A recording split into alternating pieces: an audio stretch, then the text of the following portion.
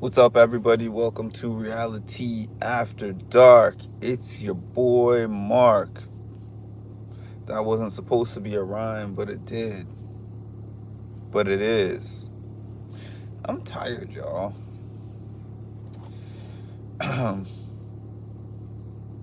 Thanks for that like, whoever gave me that like. It was a long day. I didn't tell y'all a mistake that I made yesterday. You're a poet. Hi, Tricity. I didn't tell y'all a mistake that I made yesterday. I said I don't have time to review 17 seasons of Kara. There's way too many seasons for me to review them all. And I said I was going to do it strategically, unlike what I did with Wes, which was, I think Wes had about 21 seasons. And I want to say I watched about 10, 11 of them before I finally said, I don't have enough time to complete all of his seasons. And then I just picked one or two of the most recent ones, skimmed them, and called it a day. With Kara, I didn't even go in with the intention of watching all of her seasons.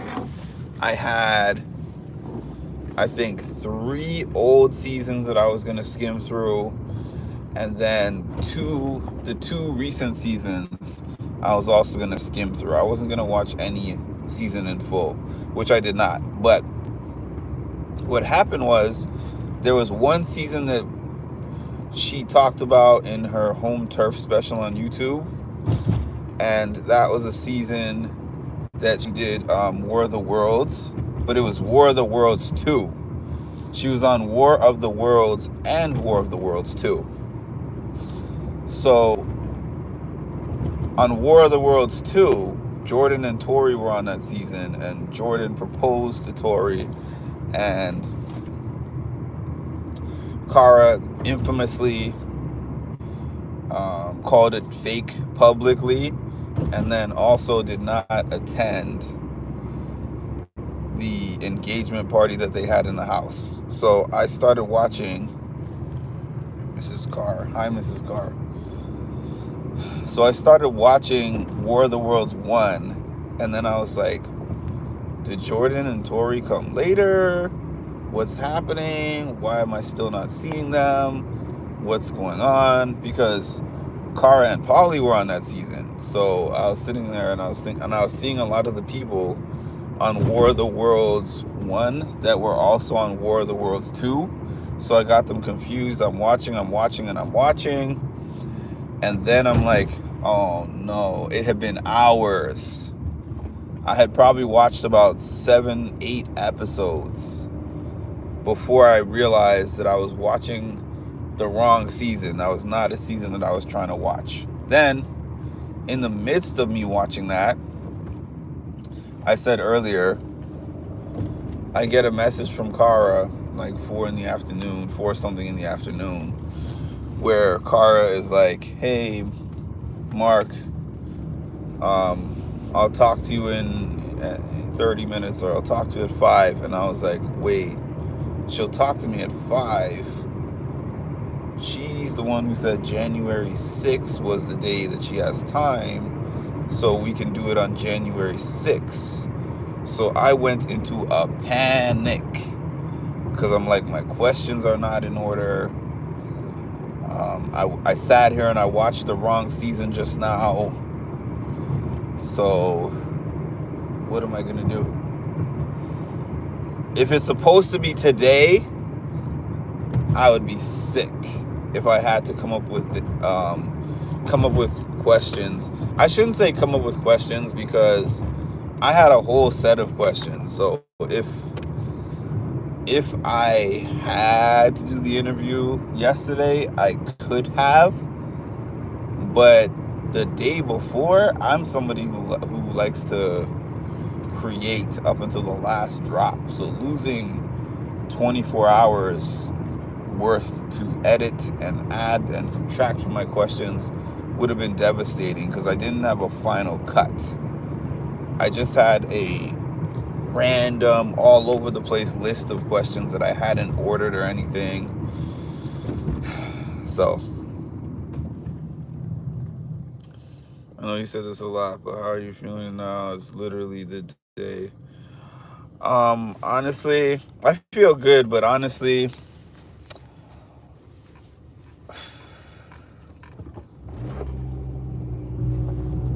I don't psych myself out for these things anymore. Because I remember when I interviewed Wes, actually, even before I interviewed Wes, because he wasn't my first interview, when I interviewed Ayana, and I knew I had Ayana coming up the next day, I didn't sleep the night before, and then I was a nervous, anxious wreck up until the last second when the interview was done. So this interview has even greater magnitude to it than that one did.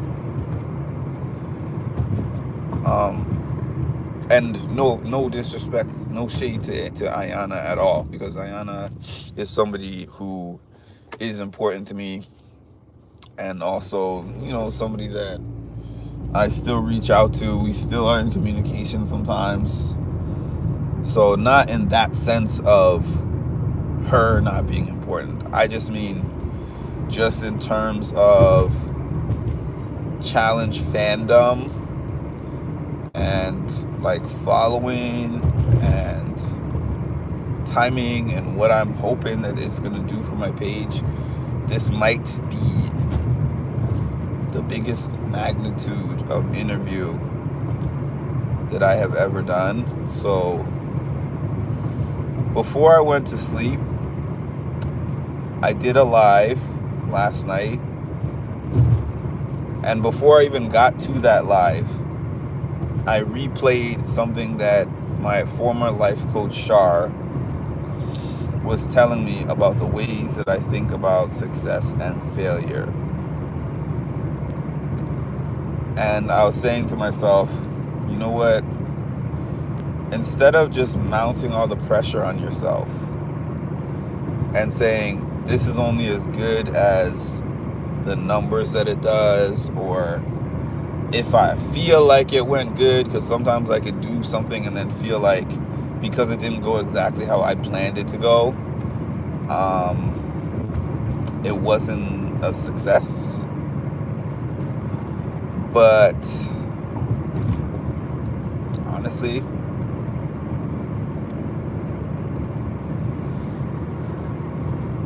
the day before, how do I feel? That was a long-winded answer, but long story short, I feel good. I feel accomplished already at the fact that I was able to meet somebody who has made an impact on many other people's lives. And, in some small way, I feel like I have made an impact on her life. And I feel like I'm excited. Now, maybe I don't sound excited because I guess what my point is that instead of the day before, like really psyching myself up about what's to come, I do this the same way how I do this for her is the same way how I do with races that when healthy. I do like a lot of physical fitness activities, and there are some very hard races that I do. And the night before, I don't really think about the race. I don't think about the race because I'm like, I've put in all my preparation. I'm ready. I'm as ready as I'm going to be. So I'm just going to focus on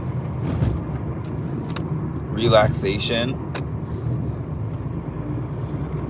And then when the time comes, I'll be locked in. I'm going to be ready, and I'm going to be focused.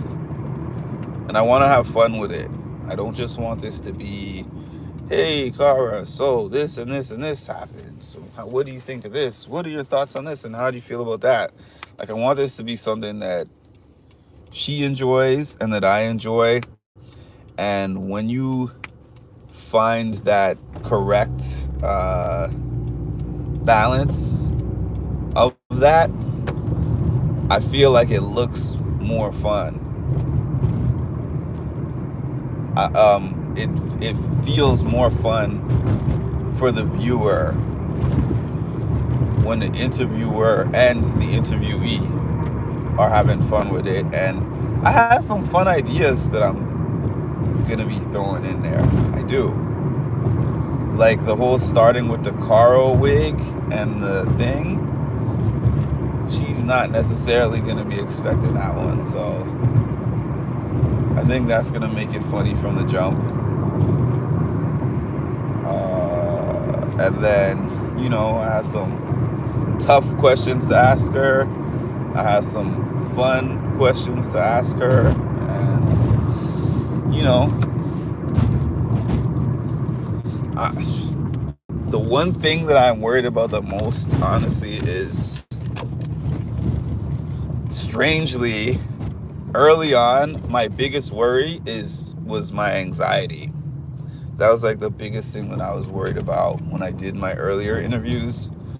My anxiety is still a worry for me always, but my bigger worry is like I have 1 hour with her and I want to make sure that I get out all the questions that I wrote down. I hope and I pray that I'm able to get through all those questions, because I really said that I was going to make this thing about 10 questions long, 10 like must ask questions, and then probably like 10 questions that I could ask, or if I get to them, it's fine. If I don't get to them, it's fine. But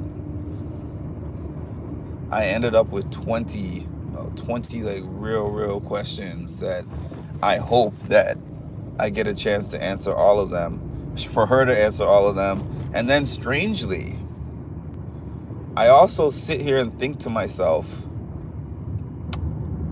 what in the world happens if she gets through all those questions and I still have time on the clock?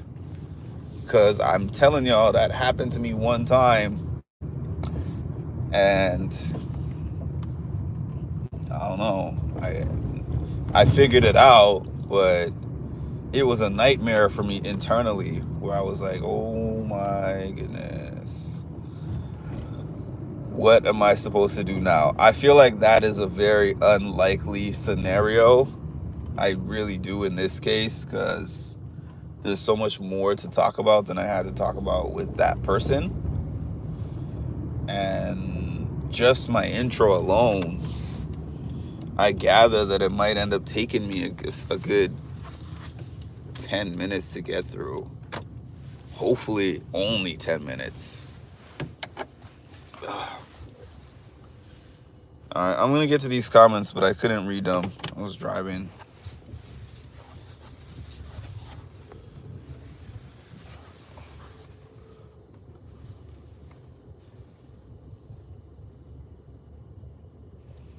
Okay. By the way, if y'all are wondering why I haven't been doing my 3 a.m. store run, it's because I'm on, now I'm technically on day 2 of this juice diet. This is not a juice from right now, but this is one from earlier. So I'm doing like a juice cleanse diet that goes for 3 days. Today's day 2. So there's not going to be any store runs for a little bit. And it's not just that there's not going to be store runs. I might keep it going, not with the juice diet, but I might keep it going in terms of my eating. All right. I'm intentionally trying not to be psyched out. That's what I was trying to say, Charicity. If I think about it too much, I will be psyched out. Hi, Debbie. With the combo, I really can't wait to see how it goes. Hi, Rocky. Thank you. might be a good idea. Um, yeah.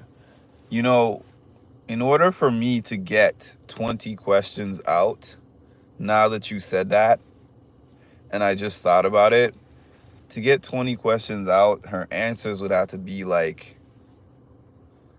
3 minutes per question.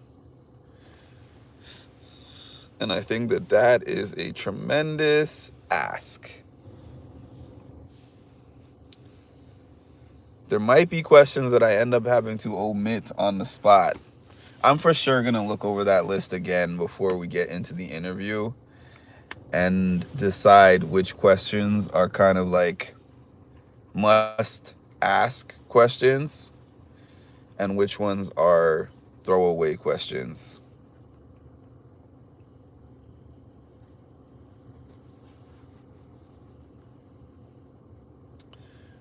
Dead fire. I don't know what you're saying, but unfortunately, that factors into my chat.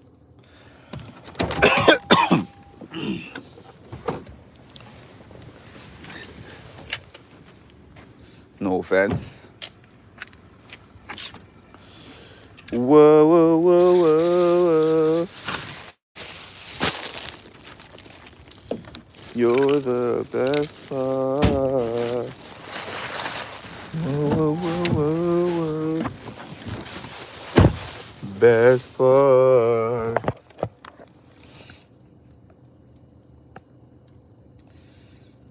Best of luck to you. So I gotta make sure that I don't forget anything. I got my Carl. I got my Carl prepared, although I need a new pair of sunglasses tonight.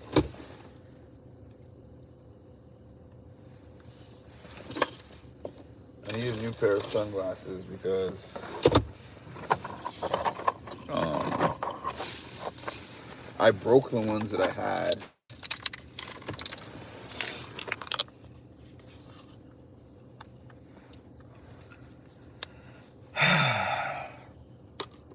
Okay, so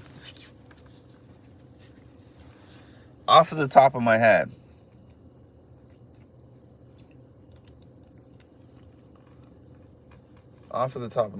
I was gonna start off the interview with the Carl. Originally, I was gonna tell her I was doing this, but I think that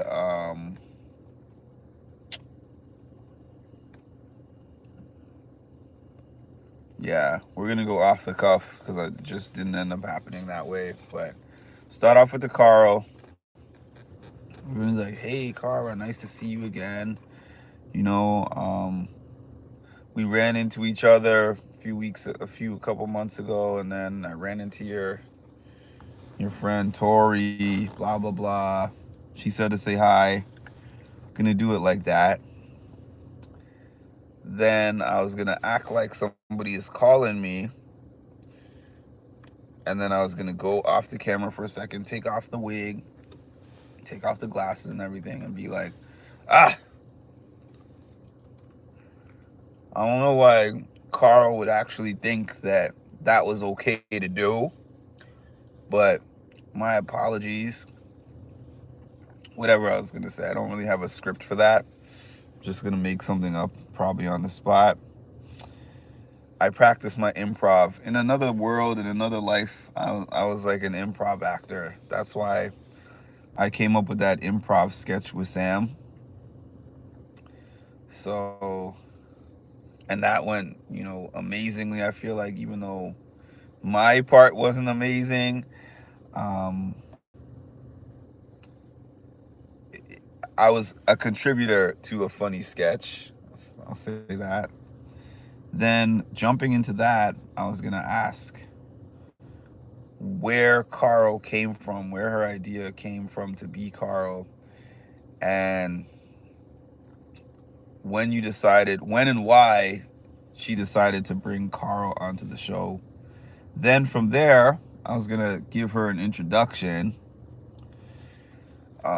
list out some of her challenge stats, the amount of seasons she's been on, the amount of wins, the fact that she's a zero to hero story because of coming on as somebody who was like an outcast and was considered just weird, different, and people were bullying her and people didn't like her, to now being somebody who has become really endearing and has this big fan base behind her. There's that, and then I was gonna get into the fact that her origin story, which was on home turf. She said that she was never trying to apply for the challenge and didn't even really know what it was. And she remembered hanging out with some friends, and they were watching the Real World Denver, I believe. And she said she was trying to talk to them, and they were like, shh, the show is on.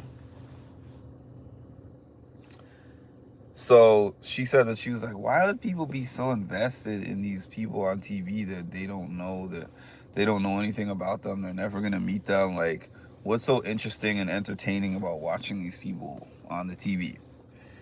Then she said, as a joke, she applied for the Real World Cancun, and she was just her authentic self, and she didn't think that was going to go anywhere.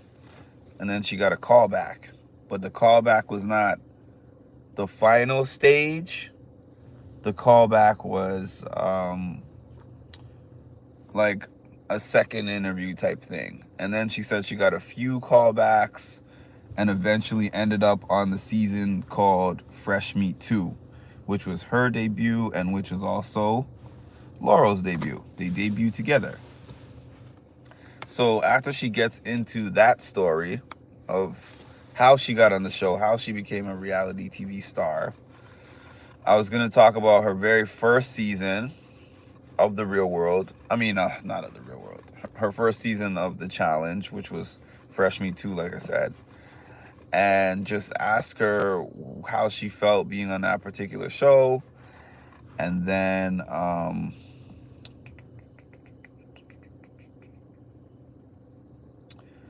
she went out first on that show. So I had some questions to ask her about that, like the draft combine, her finishing with the highest stats on the draft combine, and then getting out first, being voted in first, and getting out first, and then how she said she used to take things very personally, and it was just it was hard for her to handle that. One second.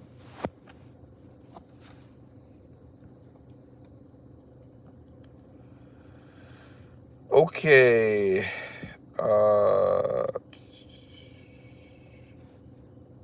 Yeah. And then from there, after talking about the first season, I wanted to talk about the second season she did, which was Cutthroat. This is when Laurel wanted her out so bad and said, she doesn't deserve to split the money with me, this and that. She's bad at everything. She can't. She literally said that, is one of her quotes. She can't throw a ball. She can't do this. She can't. And then I'm like, was there something that happened between when you first met her and then that generated this beef? Or was this always, in your view, more of a internal thing that did not really have a lot to do with you? That's how I was going to ask her about, that's how I was going to originally bring up Laurel. Then I was going to bring up the Rival season. Then from Rivals, I was going to jump over from Rivals to War of the Worlds 2. Then I had some questions surrounding War of the Worlds 2, her relationship with Tori, how bad it was at that time, Uh, I didn't really have any poly questions, but I might throw in like what is it like going on a show with your significant other, um, and then what is it like when they get eliminated or you get eliminated before them, type of thing. What else?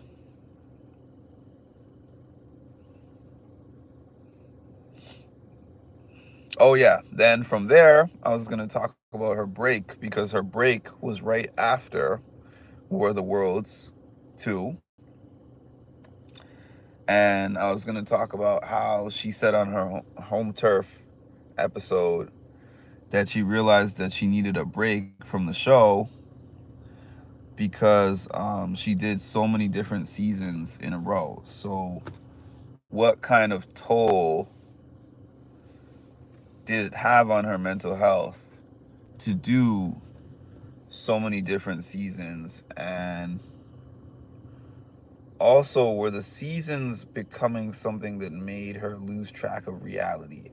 I didn't have that written down. I just thought of that as I was speaking out loud. Also, I had thought of a TJ question that I was going to say earlier that I don't have written down that I'm going to write down right after this live. See, this is my whole interview problem.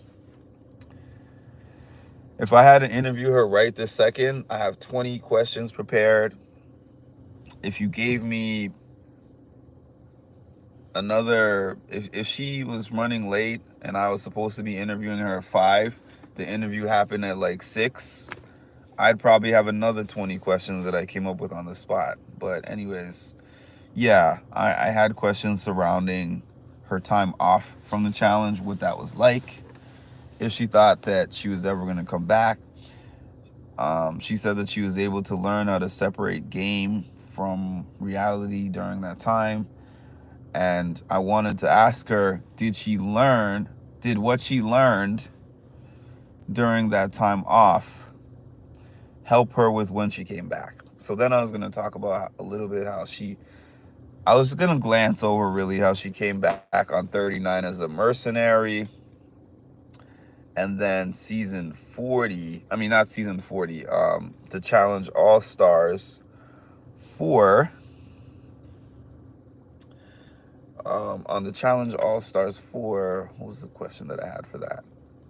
Oh yeah, I was gonna ask her if she watched the Homecoming series for the Real World.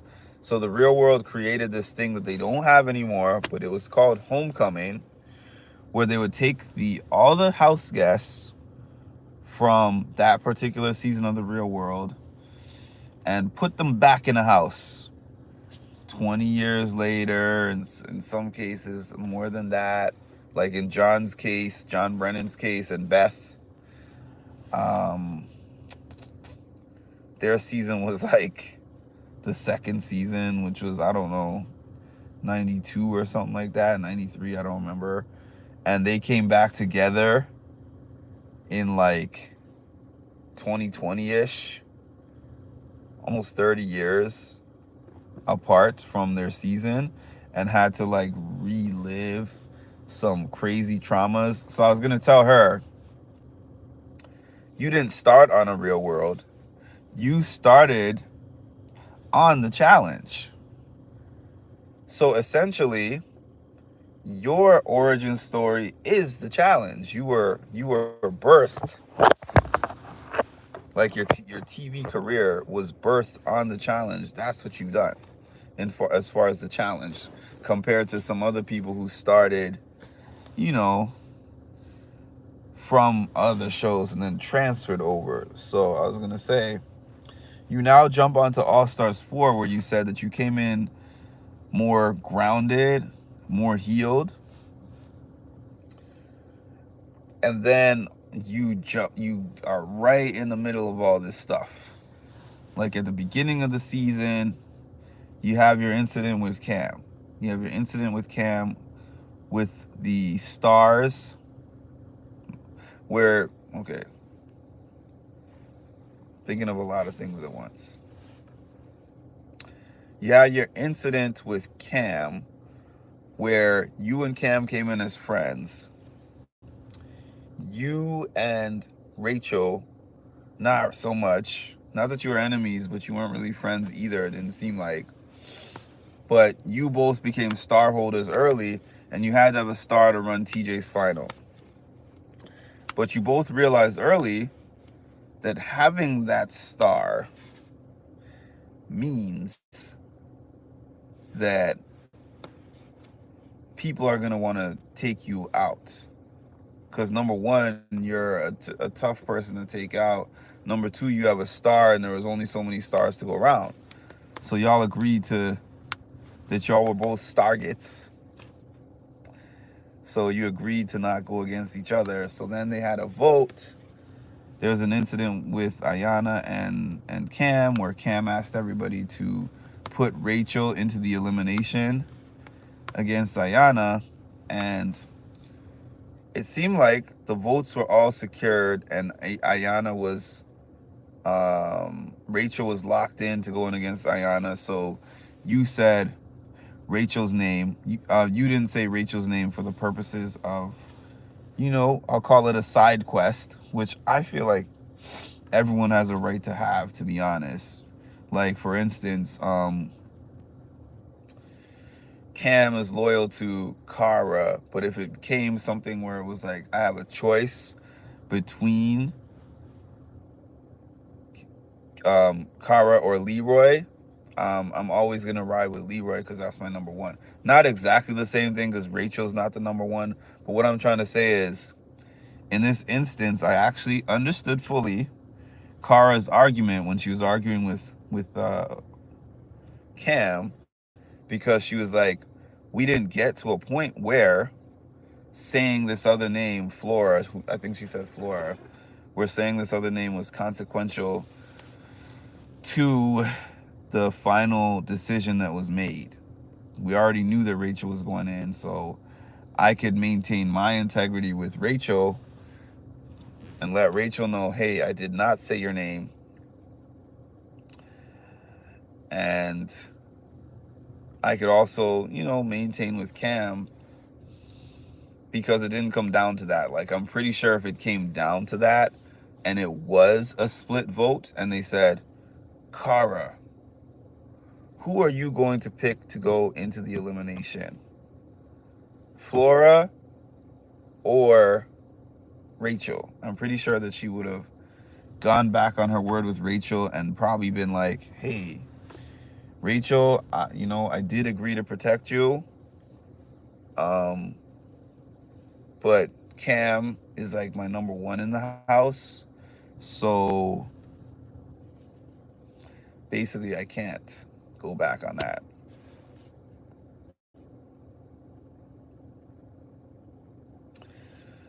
Then I was going to get into the Laurel Nicole stuff. How Laurel confided in Kara about her on again, off again relationship with Nicole and all of that stuff. And then how she was like, I think you need to just cut it. And then Laurel was just like, I didn't come to her in order for her to give me advice.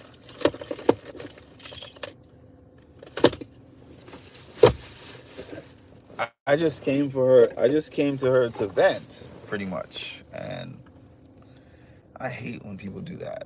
Like,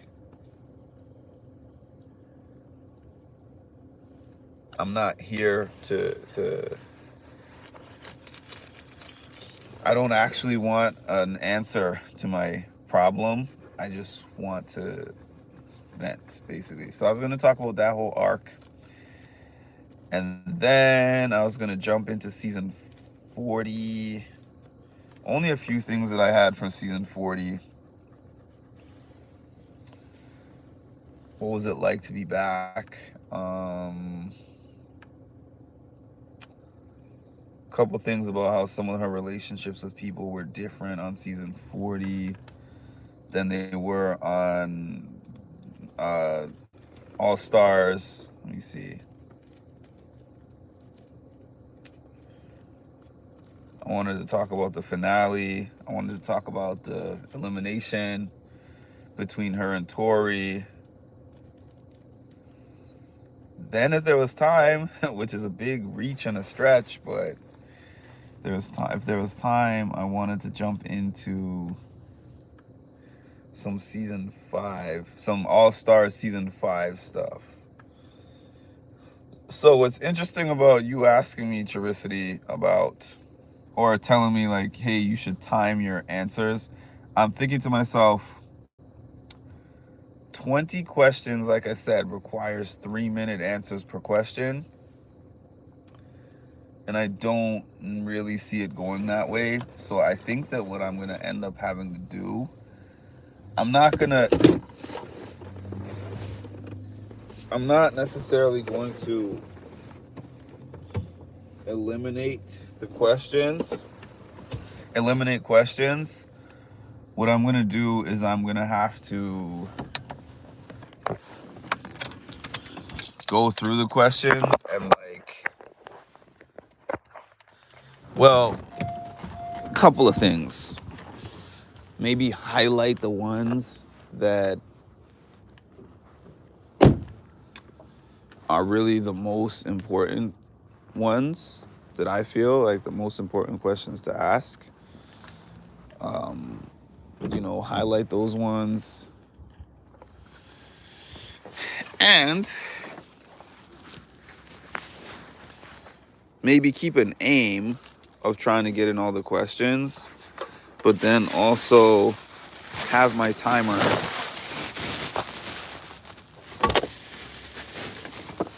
to account for the amount of time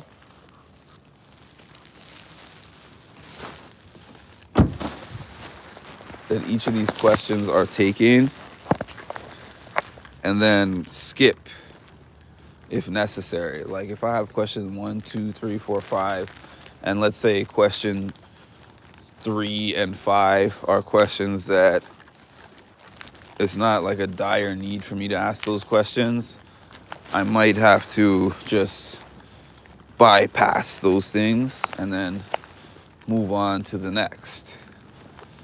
Oh, today is going to be hard. Not because of this.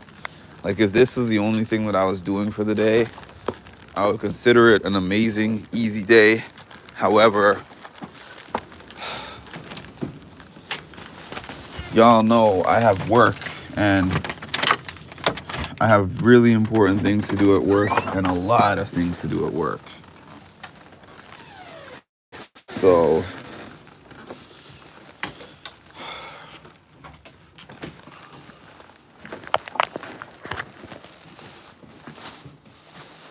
work is going to be the first thing that I end up doing.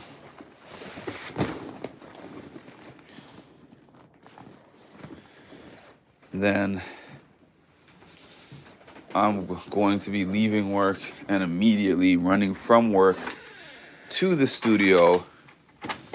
But what I did was I didn't schedule anything on my schedule past about 2 o'clock, I think is maybe the last thing that I have to do for work.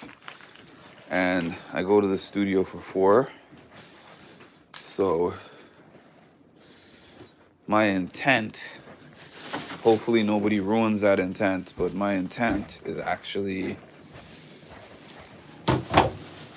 to pretty much stop working from 2 and then just get into preparation mode.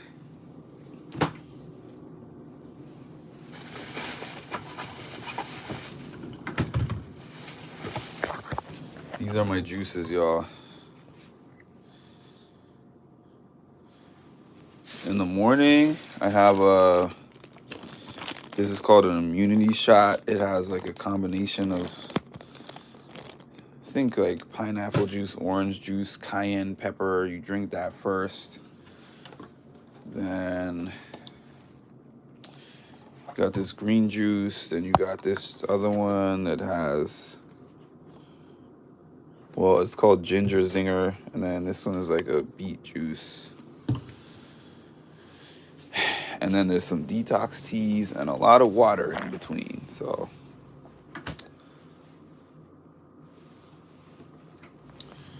Whoa, whoa, whoa, whoa.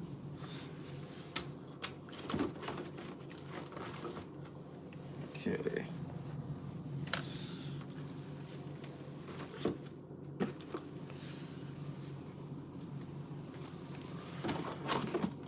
I'm just kind of setting up all my stuff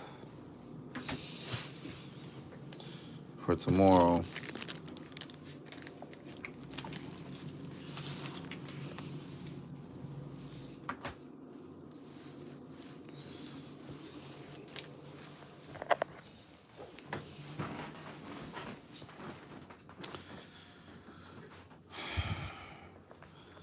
I wouldn't even say cut off questions and answers, but to time them, it has to be cut off. That's the tough part.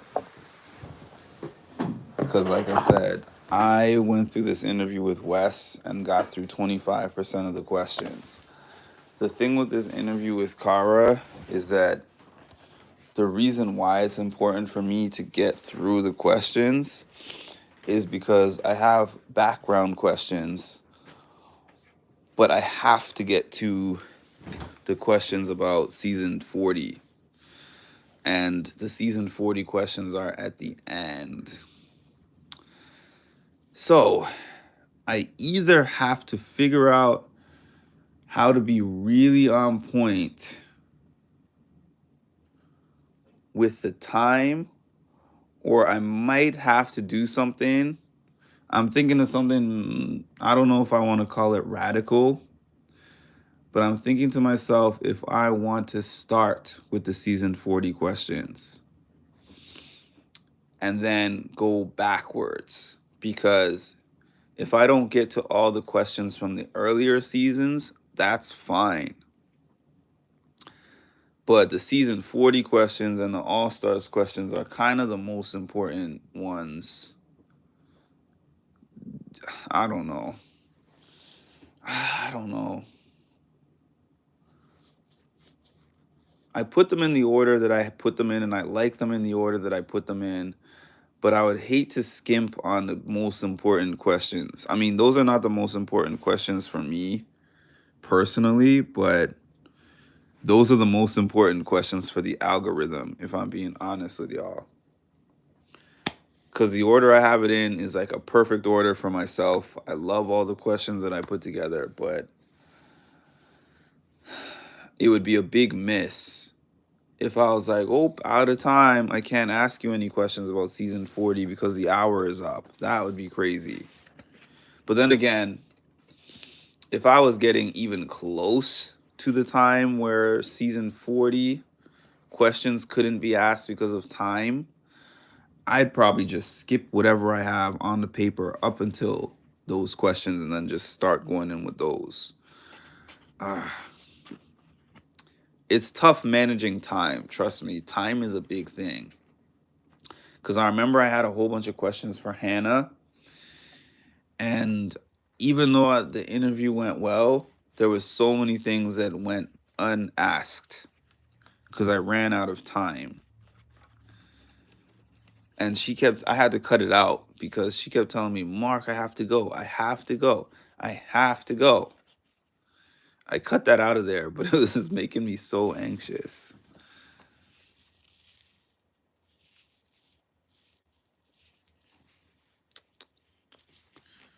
I have my work cut out for me. Work getting done, then back to focus on this. You put in the grind and make this interview amazing. Trust yourself and know that it's your best and it's gonna be worse perfect. I'm sure you're gonna have some to have. They do. It's been 44 minutes that I've been on, and probably like 35 minutes of that has just been my questions. That's without her even answering anything. So, sheesh.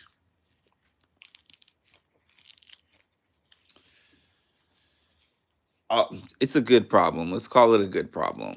Let's say that this is a good problem with having too much content.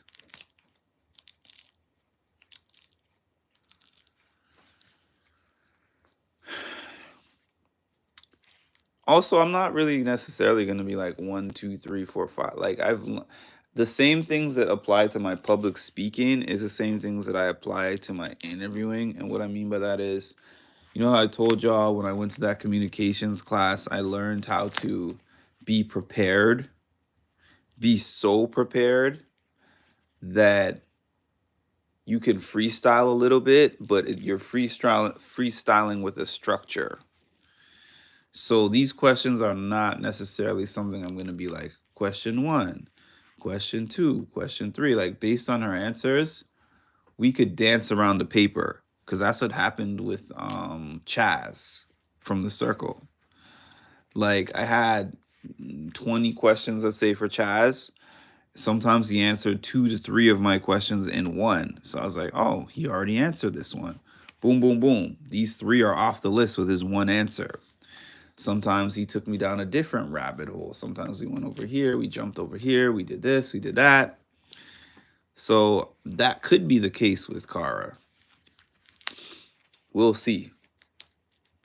Unlike the other interviews I didn't do a whole bunch of research on her interviews. I watched one Kara interview.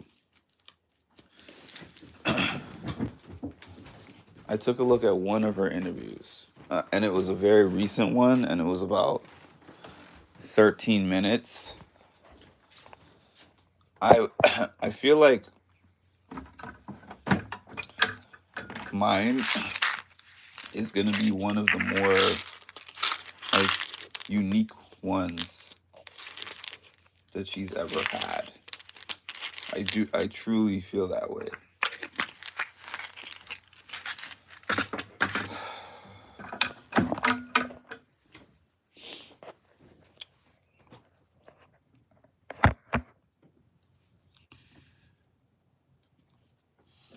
I did an interview with my Chaz interview.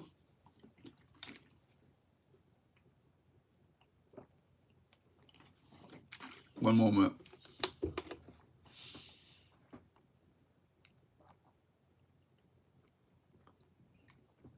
My Chaz interview I did with my friend Danny, and who I met on here. And she was the one who helped me refine that particular interview to make it so that we could ask all the questions necessary. But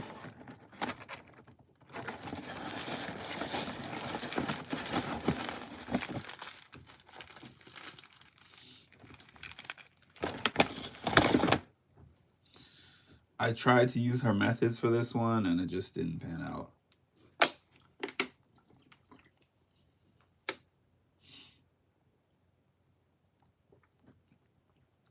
But she is a master organizer and timekeeper for sure.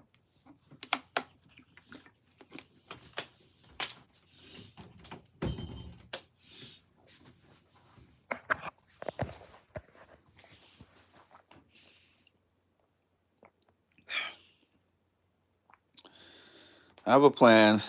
We'll figure out how it goes.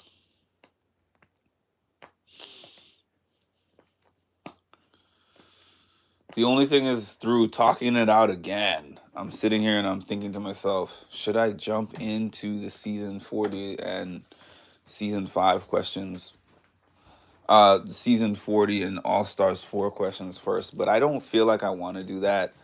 I feel like I like to go a little bit in chronological order. What I might do is, depending on how our discussion is going, you know what? I can probably combine. The Laurel questions instead of like jumping right into Laurel. How I have it, I think that I can take the 3 Laurel questions that I have and combine them all. So like I can talk about season 4, season 40, All Stars 4, I mean, and season 40 or whatever, and combine that with the early Laurel stuff that I have. I think I could make that all one question, and that would simplify that part of it, because that's such a huge part. And I don't really want to go back to it two different times. Think just like one time, address everything at once, and then go from there. Then, yeah, I think that's about it. So I'm going to head to bed because I have to be up in 4 hours and change. And my day today has to be extremely efficient to make sure that I can get everything done in the time span that I need to get it done in order to get to my destination on time for my interview. So, thank y'all for joining me, for helping me test my light and sound. Oh, let me make sure that I have